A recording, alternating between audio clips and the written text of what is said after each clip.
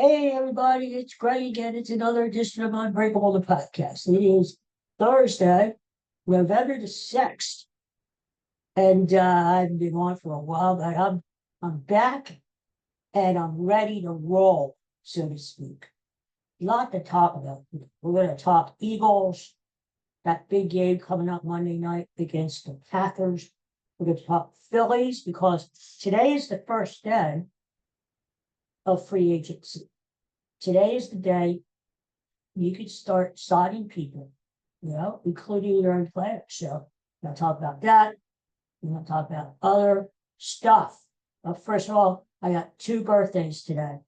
One is a shout out to my friend Allie at Penn. I saw her yesterday and she's looking good. And it's her 30th birthday today. I hope she doesn't mind me saying that. Sometimes women are like, I don't know, they don't want their age disclosed. It's like, shh. She doesn't even look 30. It's like 30's not old. Wait till she gets to be 118 like me. But anyway, happy birthday, Allie. It was nice to see you yesterday. And there's news. She is going to have a baby. My friend Allie's going to have a baby. Maybe I shouldn't have said that either. Blabbermouth. But anyway, she is. She's going to have a baby. And congratulations there. And I said to her before I was leaving, what's the baby going to be? And a girl. It's got to be a girl. Yes, it's going to be a little girl. So I said, well, I have a good girl's name picked out for you. You could consider this. Don't think that you have to take it. This is just something to ponder. So I said, why not call the little girl Gregette? It's a fine name. Gregette. But anyway. Oh, so who else? Oh, birthday. Now I know Allie's watching, but this person may not be watching, although maybe she should. You never know. Sally Field. Sally Field's birthday today. Can you believe it? The Sally Field. 79. For some reason, I thought she was older. I don't know what, because she's been around forever. Sally Field was Gidget back in the 60s. For those whippersnappers who are too young to know what Gidget is, Gidget was this like teenager who always hung around the beach all the time, surfing and like flirting with guys. So Gidget, and then she was the Flying Nun. And that was a comedy set in like Puerto Rico or someplace. And it was kind of ridiculous. It's a nun who flies. So they milked that for a couple of seasons, but it's kind of ridiculous what they about them. But I've had nuns in my past who taught me and stuff. I sang for the nuns. That's a long story. You can read about it in my book coming out. But I never had a nun who flew. Whatever. So, and then she kind of went underground for a while. And then she popped up again around 1977 in the movie Smokey and the Bandit. Remember that? He's bound down, running, and we're going there. We've got a long way to go and a short time to get there. Watch out, bandit run. With Burt Reynolds, who was her boyfriend at the time. Of course, every woman in Hollywood had Burt Reynolds for a boyfriend. That's the way it was back in the 70s. But yeah, they were kind of like a thing. And she played in the movie. Her character was named Frog.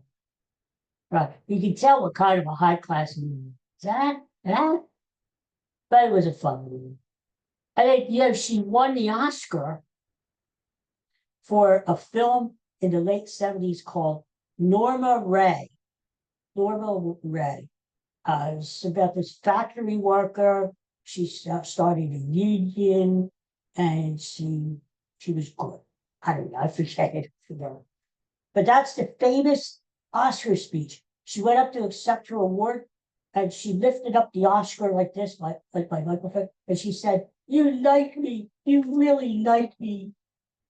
Anyway, so and then we didn't hear from her for a while. And then we had Sally Field came back. She played the mother of Forrest Gump. Yes. Even though in real life, Sally Field and Tom Hanks are pretty close in age. But, you know, they made her look older and stuff. And run, Forrest, run. And yeah, she was the mom. She was the mom. And I don't know what she's doing now, other than watching me. But happy birthday, Sally Field, if you're out there, huh? Let's hope this isn't the last we hear from you. Let's hope you still do some good stuff. So anyway, all right, so that's the birthdays. So let's talk some Eagles, huh? Because Monday night is the big game.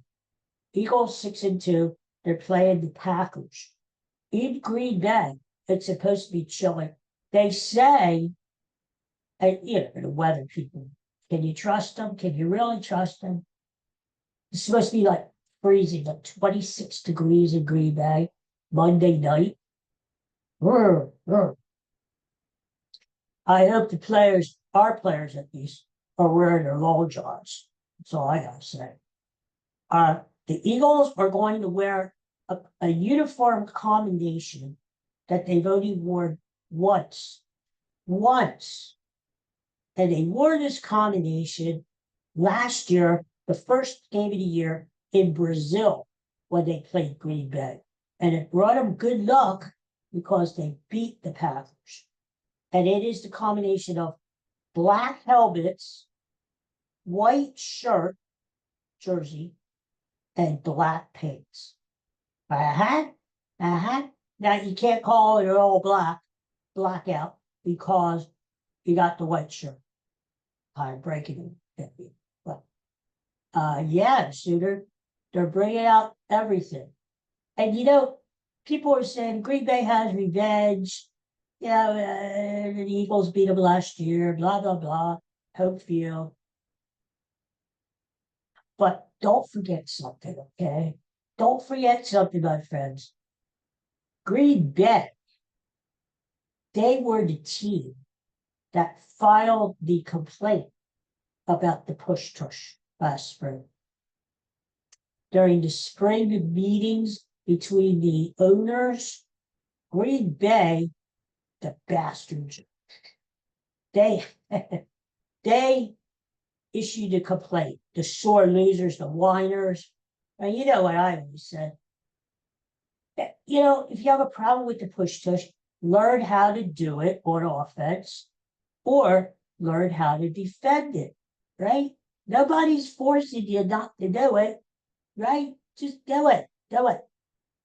We just have superior players.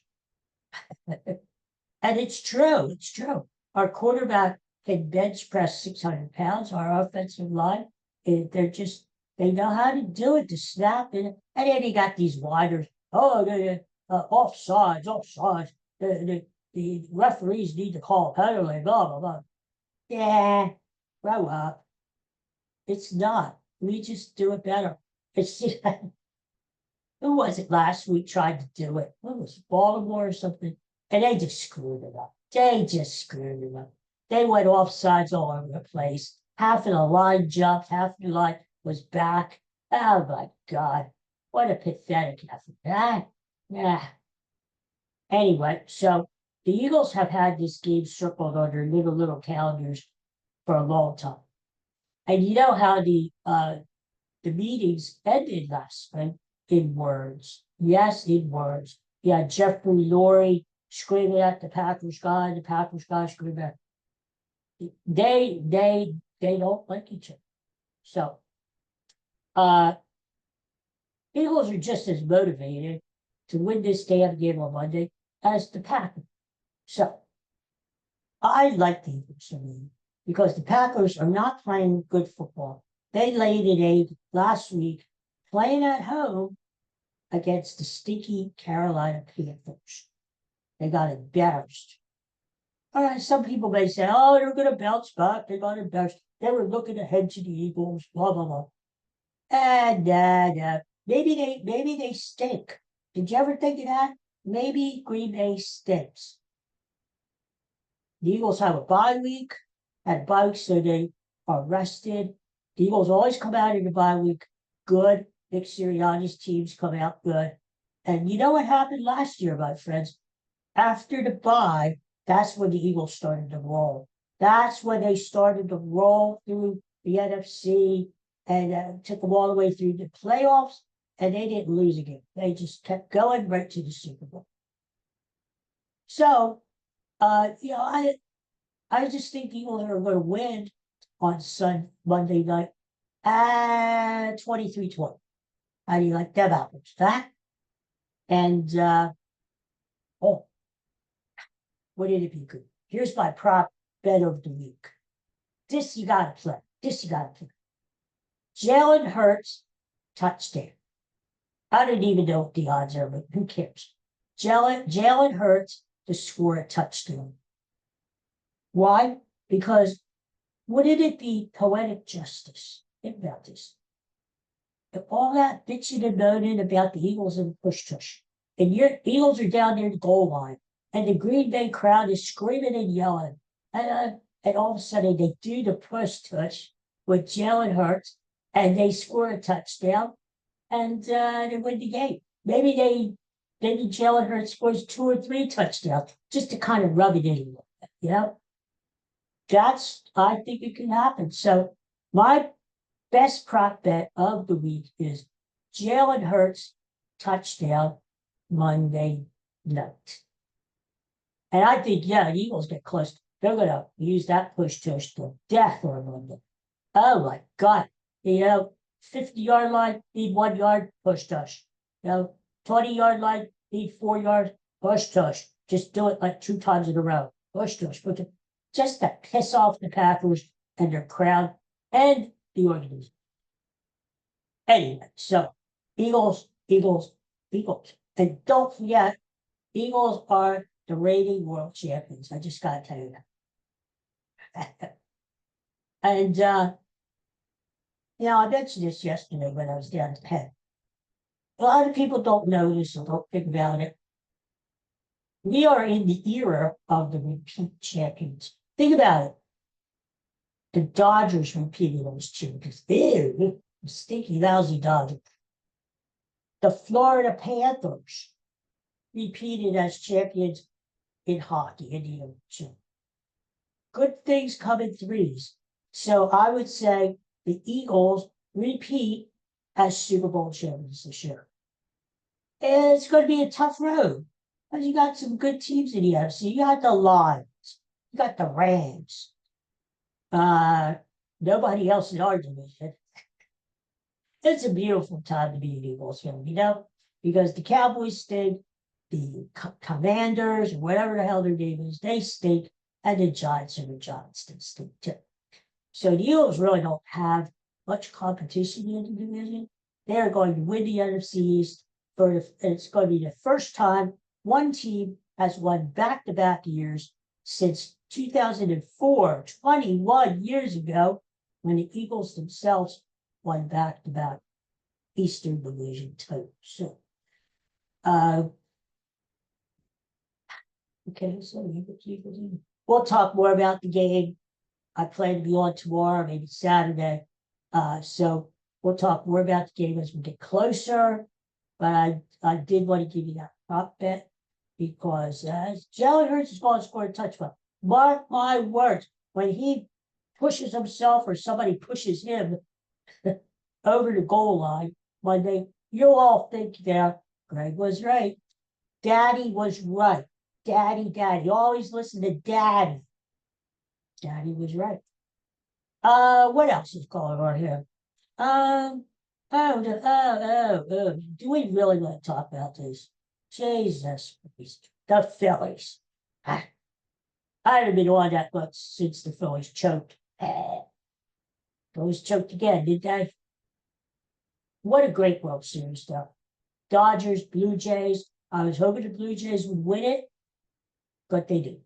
They kind of choked too because they had 2 games at home. All they had to do was take one game, and they couldn't do it. But it was a great World Series, especially the last 2 games. And Dodgers. Here the end of it. Jesus. God, now we're already talking about 3P. Otani's out there at the parade and stuff. He can't even speak English. 3P, whatever. 3P violence. Um, somebody's got to knock these guys off. I'm thinking the Phillies will do it. Today is the first day of free agency. Today, you could start signing your own players or other players. So I look at it this way. Eagles, Phillies, I'm confused. Oh, Phillies. Phillies will probably re-sign Kyle Schwarber so we can have more Schwarbobs in our future. Because I don't see how they're going to replace 56 home runs. And they say he's a good guy in the clubhouse. He's a leader. And it would really devastate this fan base, including me, if they didn't bring Kyle Schwarber back. So I think they will. And the other guy I think they'll bring back is JT. JT will hold up. Really because he's still okay. But it's not because he's that great. It's because they have no other catchers in the system. The catchers they had, Logan O'Hockey, Eduardo Tate, they traded him. So until they build the system back and actually have a legitimate catcher, I think they're going to resign him. Now, if they have a trade in the works, let's say they get Adley Rutschman, whatever the hell is it, from Baltimore, which I would look. They would say to JT, goodbye. So long, it's been good to know you. So long, it's been good to know you. So, yeah, because he's up there in age, and I could see why they wouldn't want to sign him. But really, who else do they have, right? Yeah. I don't think Ranger Suarez is coming back. And I'm sorry about that because Ranger was a good, solid pitcher for us. He was at Workman. He went to work every day. He wasn't a big strikeout guy, but he got a lot of ground balls. And he could field his position. He was just a solid player. So I'm sorry to see him go if he goes. And there are rumors that he's going to the Mets. Ew. Now, here's the thing. I go to a Phillies game and the Mets come in and Major Suarez is pitching. I will not boo him. And all these Phillies fans out there, don't boo him. If you boo him, I'll find you. And no, don't boo him. It's not his fault. He wants to come out. He wants to come back. But you can't blame the guy.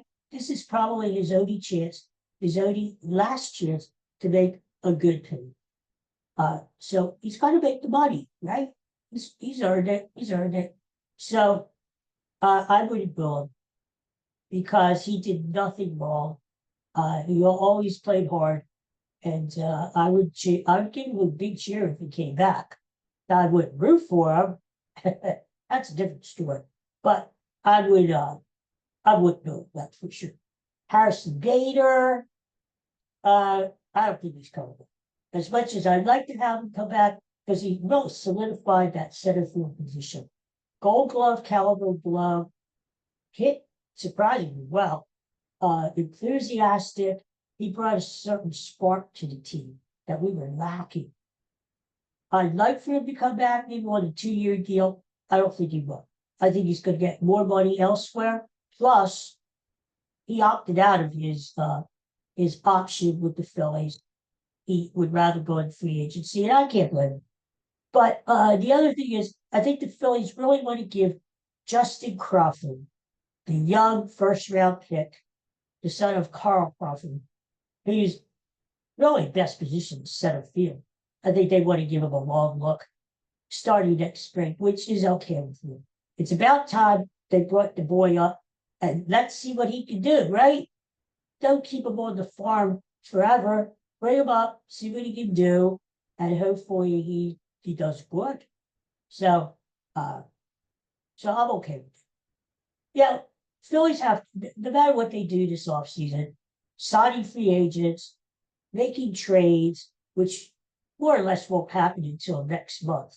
That's when the winter meetings begin early in December, and that's when most of your trades go down. So, no matter what happens, the Phillies have to get younger. They have to start flipping this switch. Be contenders, but start the blend. Start to blend in some younger players. First of all, you get some young enthusiasm, some young talent into the team. It's not so stale. And it's good for your payroll too. These guys are cheap, and you get them in there, right? You can't pay everybody $36 million, you know? So Andrew Pater, especially if Ranger leaves, he's got to come up. Let's see what he can do, right? He resisted trading this guy. You could have got something for him, but no. Andrew Pater is untouchable. Okay, if he's untouchable, bring him to Philadelphia. Let's see what he can do, right? Start next year. Adrian Miller, who plays shortstop, third base, could play a little second base, maybe. He should be coming up soon, too. He can run like hell, stole like 40, 50 bases, and he has power. So this is a guy you can't leave on the farm. You know, bring him up, and let's see what he can do. You can figure out where everybody's going to be playing when he gets it. So, anyway, competition is good, right? Alec Bohm, if he doesn't get traded, maybe this will spur him to play a little better at third base, or Adrian Miller's going to take his job, and Alec Bohm's ass is going to sit on the bench. Competition is good, and you need a better bench too. So I think that's what the Phillies are going to do. Yeah, when I look at this Phillies team, they have holes. And the bullpen. By the way, they picked up the option for Jose Alvarado yesterday. Good. He can help out as a setup man to get to the tarantula. But yeah, he's got to stay away from drugs. So come on. Yeah, look at what happened last year. Phillies were rolling along in the spring. First place, Alvarado was pitching great. Everything looked good. And then he had the PED performance enhancement drugs in his system. And he was out till August. And he could be help us in the postseason. As we saw, we really needed him. That bullpen needed him. So, okay, Phillies are bringing him back. All right. Maybe he'll be a little more motivated this year. Stay off the juice. And, start doing the right thing. And pitch your ass off. So maybe you'll get a bigger contract next year. So Alvarado. But you know what I'm thinking? Phillies need help in the bullpen. We know that. Phillies need help in the outfield because bye Nick Castillo. Nice knowing him. He's going to be quiet. Either the Phillies are going to trade him or they're going to release him. He's got 1 year left in the contract, but they're going to buy him out. We all can't stand another year. Nick Castellanos. Can't even say his friggin' name. We can't stand his moody, grumbling, brooding guy. He always looks so bad. He never smiles. He always looks so. And the flailing away, streaky, hitting, flailed away in the dirt over his head.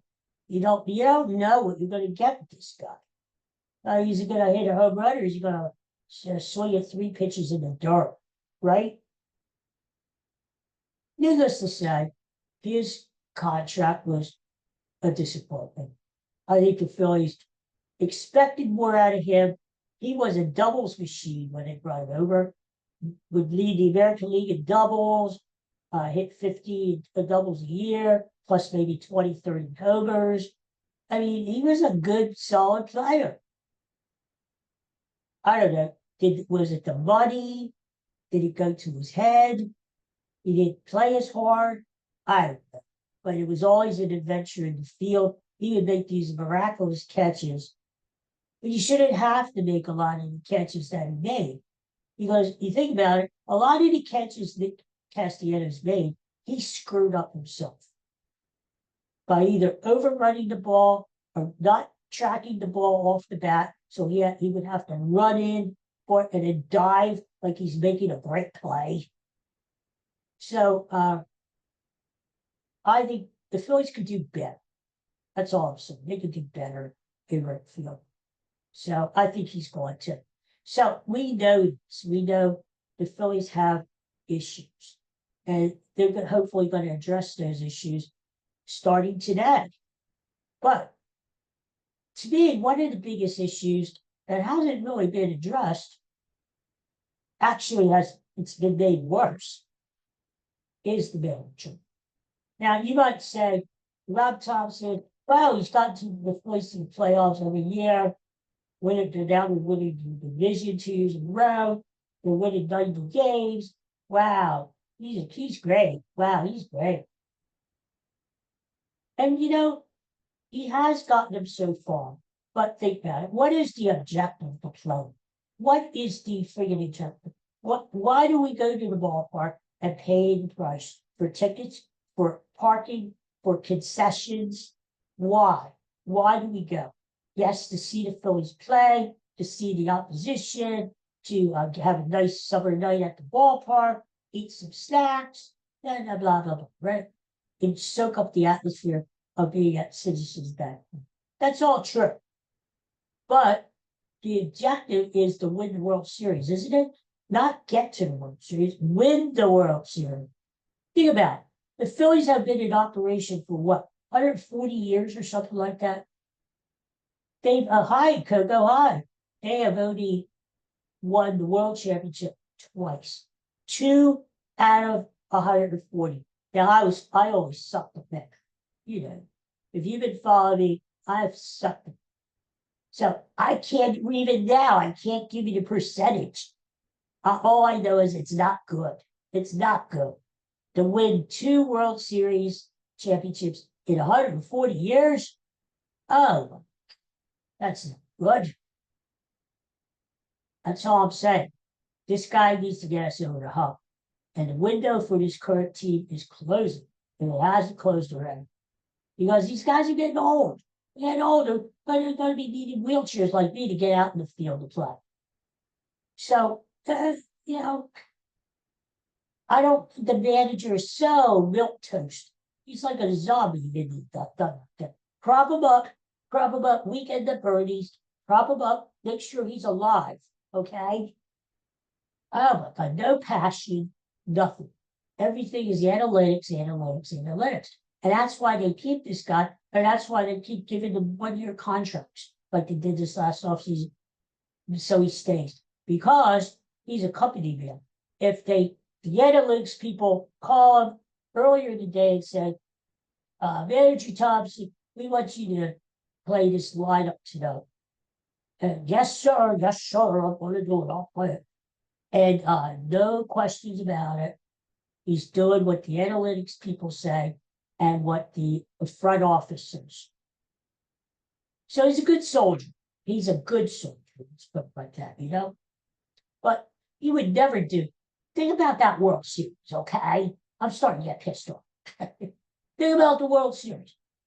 Dave Roberts, in that last game, the manager of the Dodgers, used all of his starting pitchers, all of them, in one game. Why? Because he wanted to win. and he didn't trust his bullpen. So, and as it turned out, he did the right thing. Yaki Yamamoto, or whatever the hell his name is, won the MVP. He pitched great. Well, do you think Rob Topper Thompson would do that? I mean, he wouldn't even do it in game one against the Dodgers at Citizens Bank Park. Phillies were up 3-0, and Christopher Sanchez was starting to lose it. So he needed some help in the seventh inning. Everybody and his brother thought that the manager was going to bring in Ranger Suarez to pitch one, maybe 2 innings to get the Phillies to the tarantula. He was ready to go, rested up, ready to go. Nope, nope, nope, nope, nope. Instead, the freaking manager brings in David Robertson. David freaking Robertson. Like this guy, he was walking to the mound with a cane.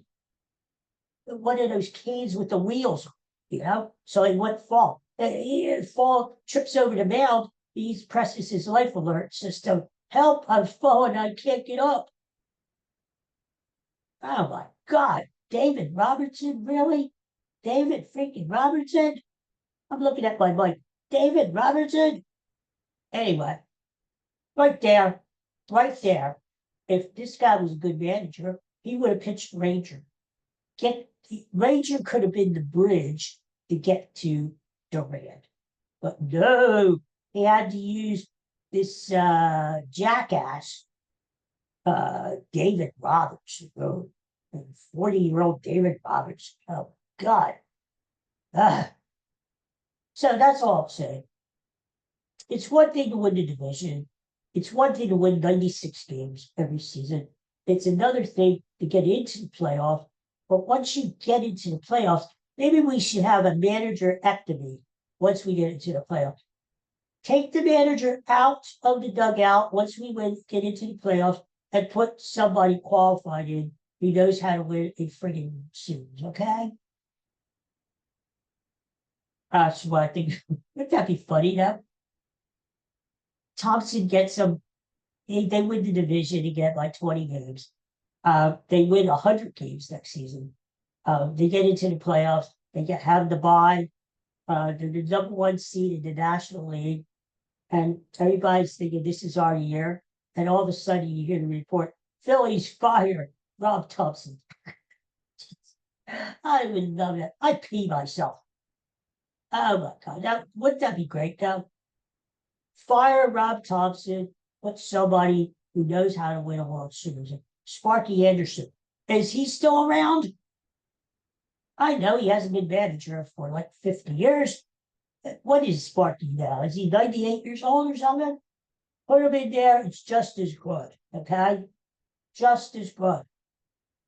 At least it's a new voice to listen to. So, anyway, I'm just saying.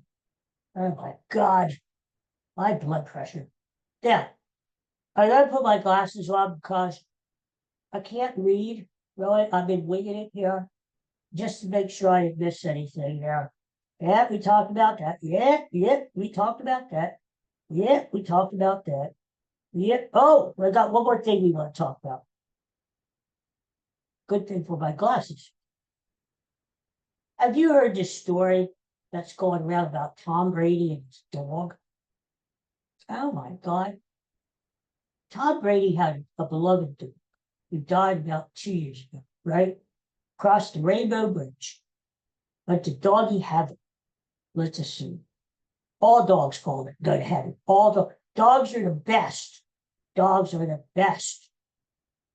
Unconditional love. So Tom Brady loses his dog 2 years ago. What happens? Tom Brady gets another dog. Yes, he do. But does he go to the dog pound or to the shelter like normal people do? Does he rescue a dog who needs a good home like normal people do? No. Tom Brady has his dog cloned. Now, if you didn't hear this story, you're probably looking at me like, what? What? Did I hear that right? Tom Brady had his dog cloned?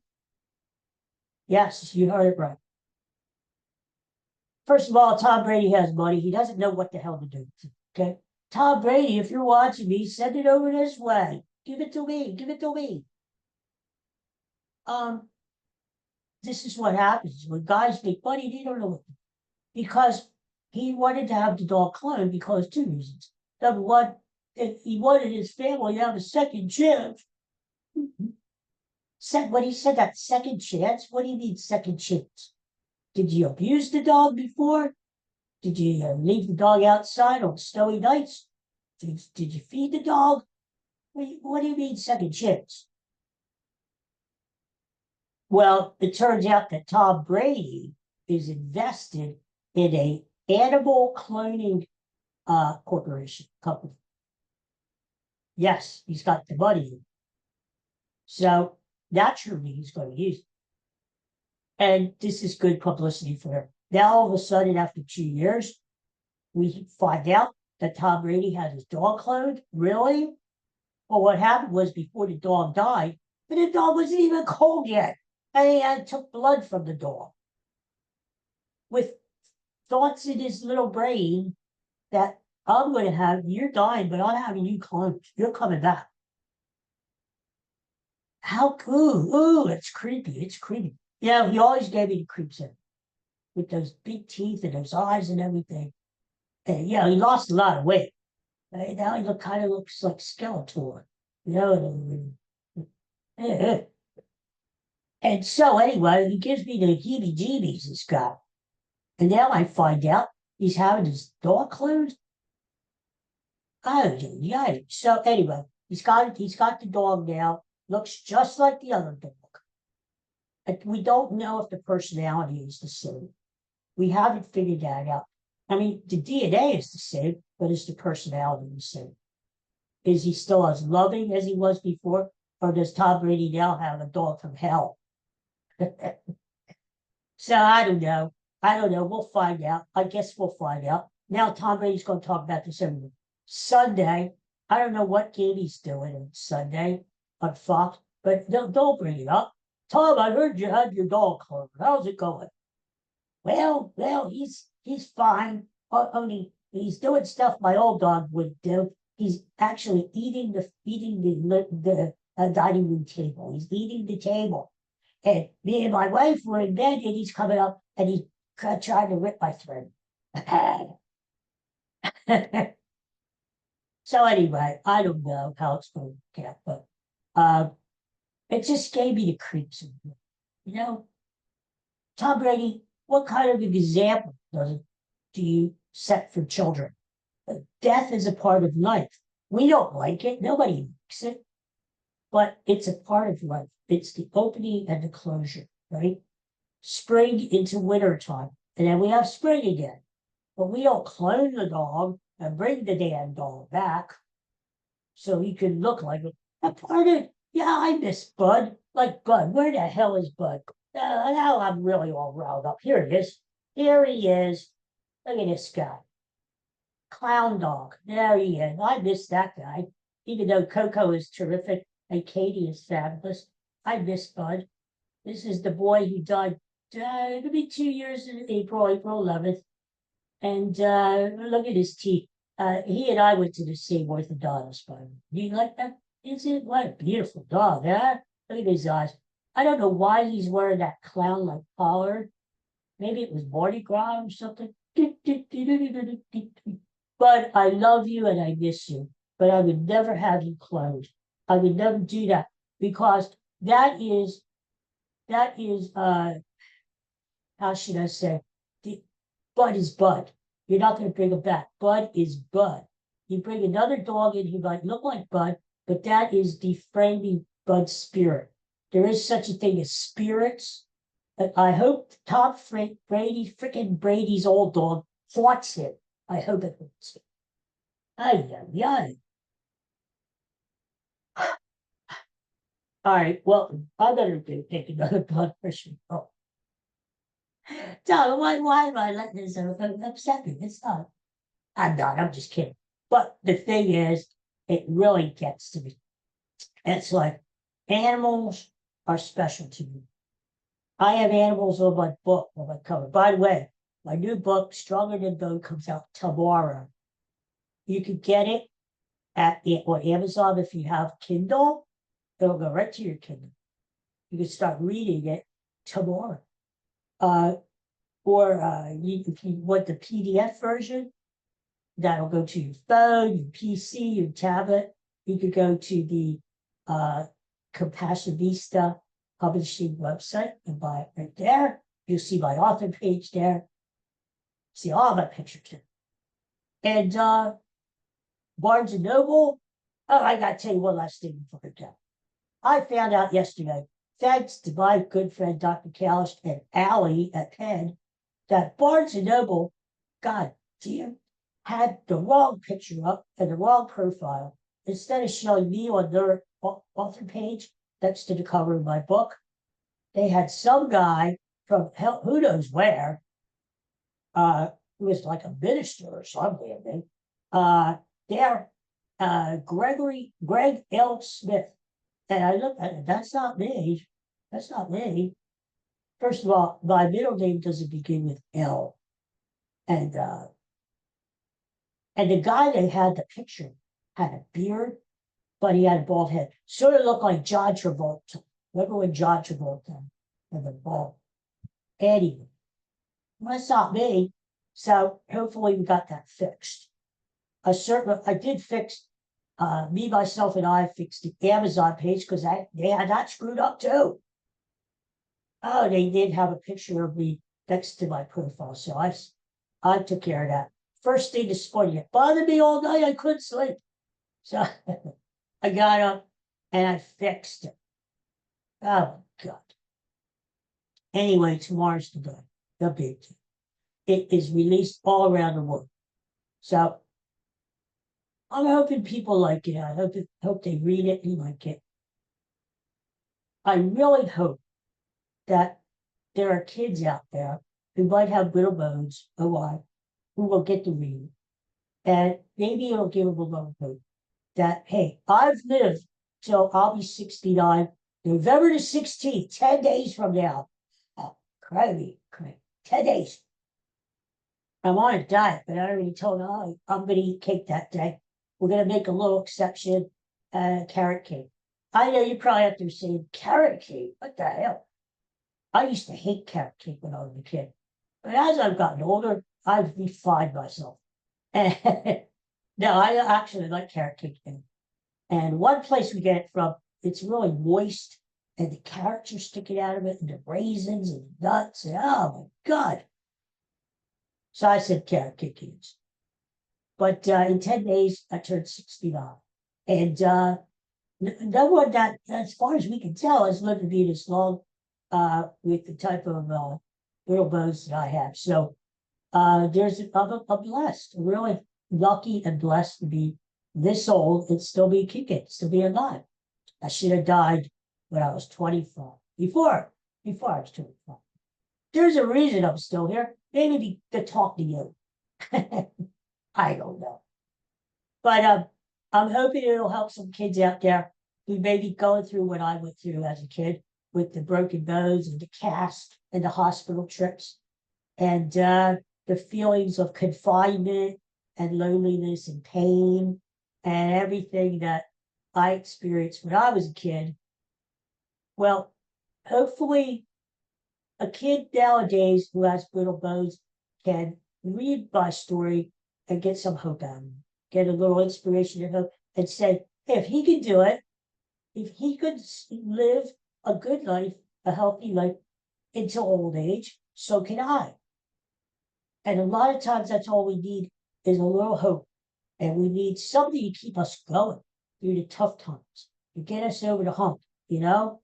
And you know, I hope so. But it's really a story for anybody.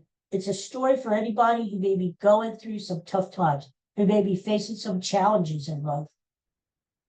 Because you don't have to have brittle bones like I do to appreciate the story and get something out of the story. So anybody who may be going through some tough times, hopefully will read it. Even if you're not, maybe you have a friend or a family member who is going through some tough times. So you may want to order. It doesn't come in hard copy yet. My publisher, they're into saving trees. Honest to God, that's the reason. They want to save trees. So you're only going to be able to get it digitally, which is okay with me. So uh maybe you want to, for Christmas, maybe you want to send it to somebody as a present. And it's a cheap present, let's face it. They're gonna think you paid like $19.99 for this book. Whereas you're probably only gonna pay like $3 or $4, you know? And you can say, oh yes, I spared no expense for you because it's Christmas. La la la la la la la la la. And little do they know, you got like 10 books to send to your friends and family because they're not expensive at all. Anyway, so yeah, if you know of anybody who needs a little pick me up, uh, I would say give it a try, right? You can't hurt. So anyway, okay. I've been talking and talking and talking, and you see what happens? The clock on the wall says I gotta go. So it's been nice being back again. Happy birthday again to Allie and Penn. And I'll be back again soon. Maybe tomorrow, maybe Saturday, certainly one of the 2 days. So we can talk more Eagles, and maybe break that Green Bay game down. Break it down. And talk sport football. Because there's crazy stuff going on in the NFL. A lot of upsets. And it's been a fun year to watch, you know? I'm just glad the Eagles are still in the mix, you know? We go back to the Super. And by tomorrow, Saturday, maybe the Phillies will get off their asses and actually sign somebody, to improve the team. We'll see. We'll see. Okay, everybody, take care. Peace and love. Talk to you soon. Bye. Thanks for watching or listening.